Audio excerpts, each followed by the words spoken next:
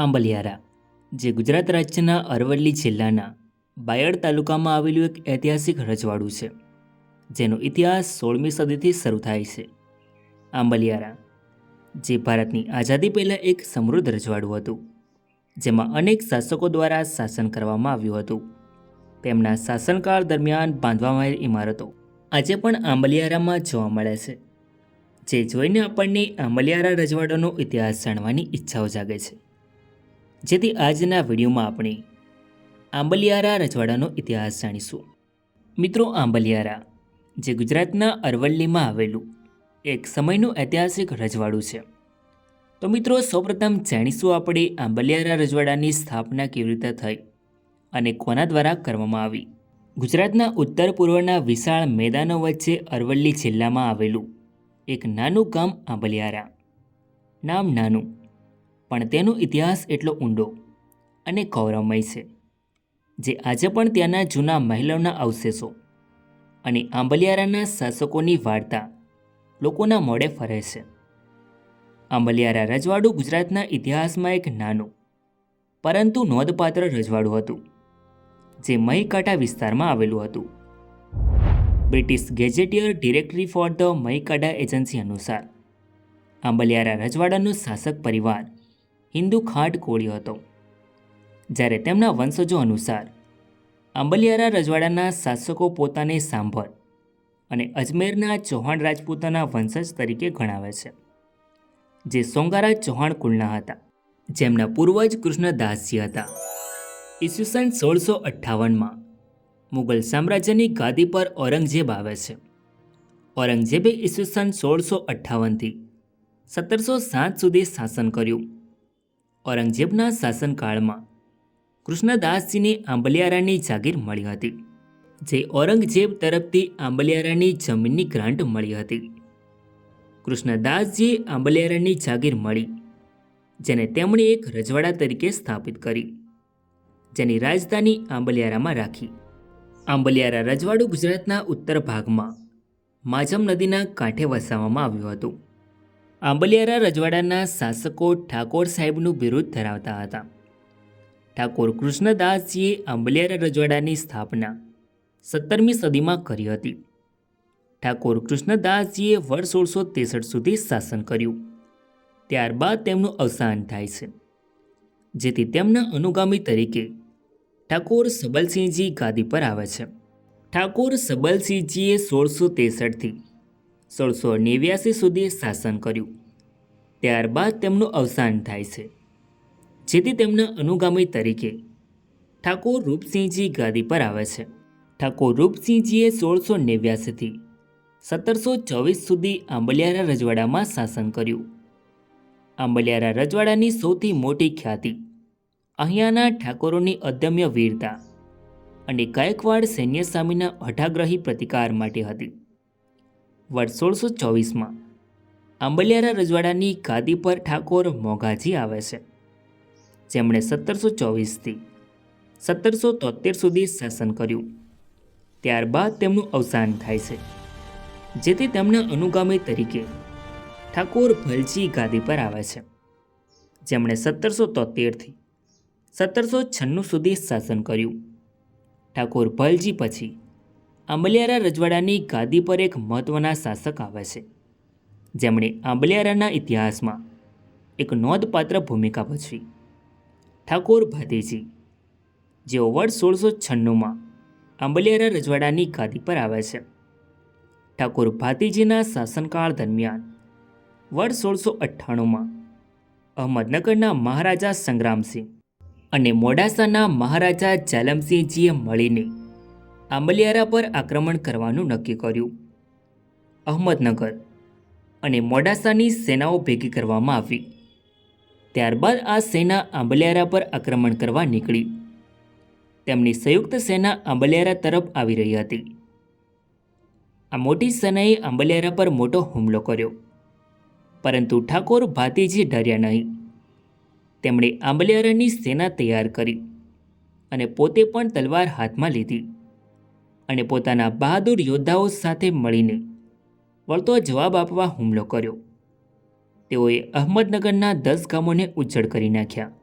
આ જોઈને ગાયકવાડની સેના પણ મોડાસા અને અહમદનગરની સેનામાં જોડાઈ અને એક સંયુક્ત મોટી સેના બનાવી. પરંતુ ઠાકોર ભાતીજી અને તેમની સેના આ બધા પર જોરદાર ટક્કર આપી રહી હતી. અને ભાતીજીની વીરતા સામે મોડાસાના મહારાજા જાલમસિંહ, અહમદનગરના મહારાજા સંગ્રામસિંહ અને ગાયકવાડી સૈન્ય ટકી ન શક્યું.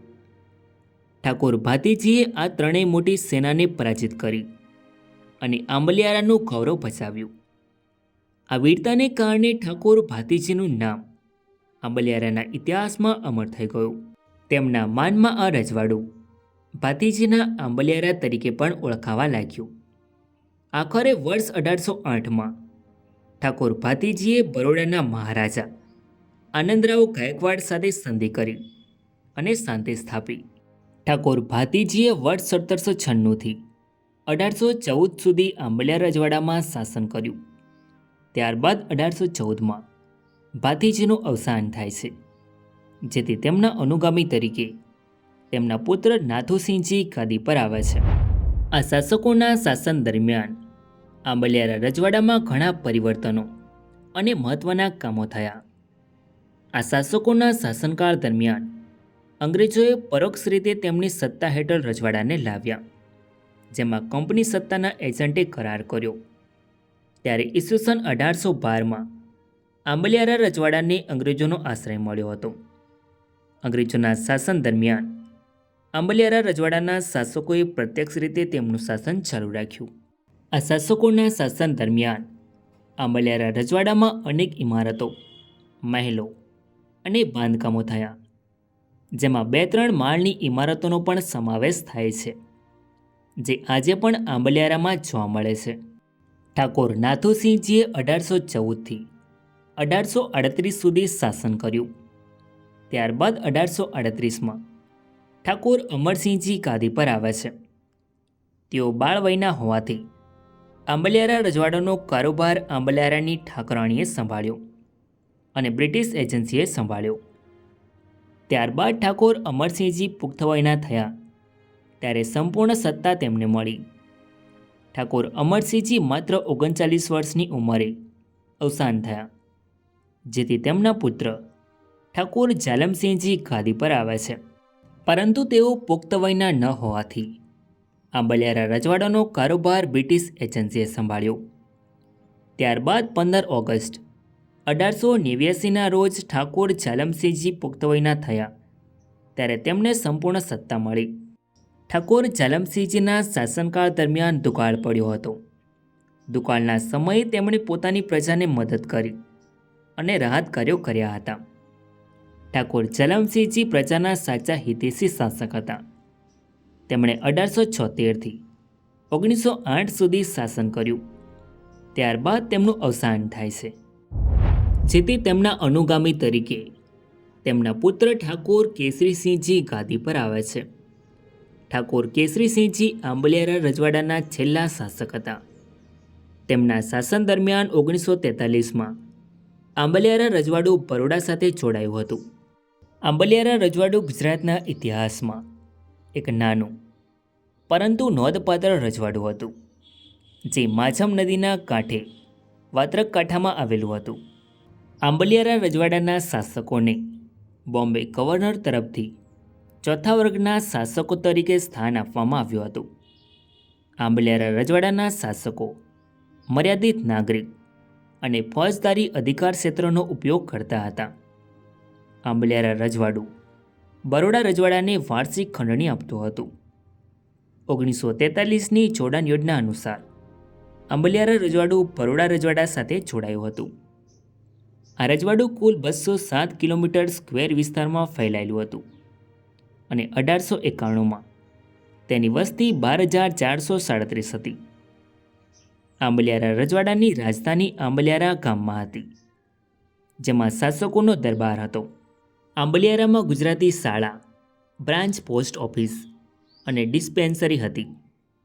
આંબલિયારા રજવાડામાં કુલ 3 શાળાઓ હતી. આંબલિયારા પ્રાંતિજ રેલવેના રખિયાલ સ્ટેશનથી 9 માઇલ દૂર હતું. મિત્રો, ટ્રિગોનોમેટ્રિકલ સર્વે વિભાગના મિસ્ટર જેમ્સ એડવર્ડ ગિબ્સનું આંબલિયારામાં અવસાન થયું હતું અને તેમની કબર રજવાડાના બગીચામાં દફનાવવામાં આવી હતી. ઠાકોર કેસરીસિંહજી દ્વારા માજમ નદીના કિનારે બંધાવેલું નીલકંઠ મહાદેવનું મંદિર આજે પણ જોવા મળે છે, જ્યાં મહેલથી મંદિર સુધી જતો ગુપ્ત રસ્તો આવેલો છે. અહીંયા જૂના શહેરના ખંડેરો આજે પણ જોવા મળે છે. આંબલિયારા રજવાડાને 26,000 રૂપિયાનું સાલિયાણું આપવામાં આવતું હતું.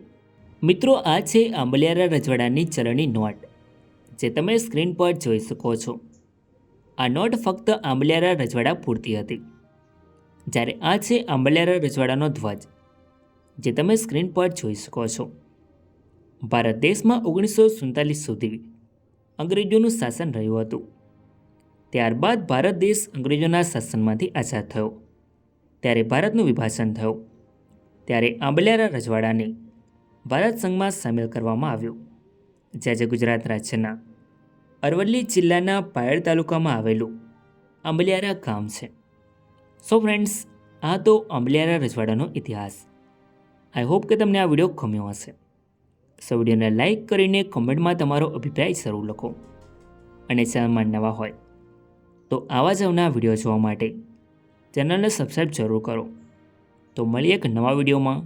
ધન્યવાદ.